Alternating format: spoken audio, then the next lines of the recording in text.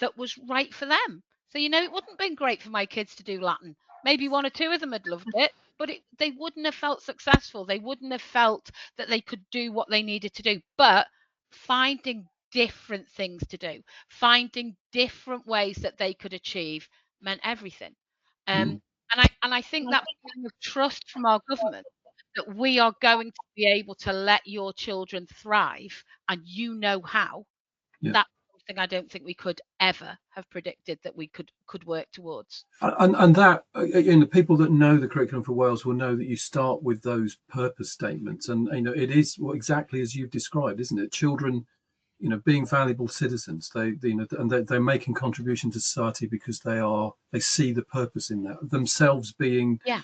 And although, or how you've described it, it's not knowledge first; it's people first. It's people first, but we don't forget the knowledge. No, You know, we exactly. know that every child needs their pathway, but we don't tell you the validity that you have as a citizen just based on knowledge. We Mm. want to know that you're a person who can do more, who can achieve more, and you have more breadth. So those 4 core purposes really set out. We want ethical citizens. We want people who know what's right and wrong. We don't just want people who can get an A star in English. And, Mm. and I think what was really important through the whole delivery of our curriculum, the whole creation, we very much protected it from unintended consequences. Yeah. So often when we look at curriculum review, like I'm a chemist, like I said, so the STEM people would come in and say, yes, but science has to be everywhere. And the linguists would come in and say, no, but we desperately need modern foreign languages. No, that's not what this is about. This isn't about us owning a part of this agenda. This is about building a curriculum that's right for the children, and there will be nobody putting criteria on that.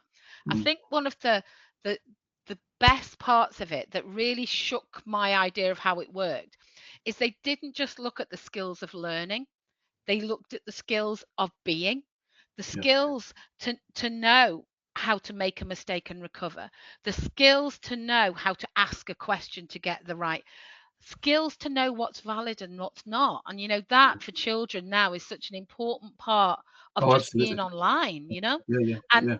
to value those statements. And they created everything that then went around it. So we started with our curriculum, then our qualifications changed to reflect what we're trying to develop in our Mm. curriculum. We started with our old inspection cycle, and our inspection cycle then changed to make sure it then led to the behaviours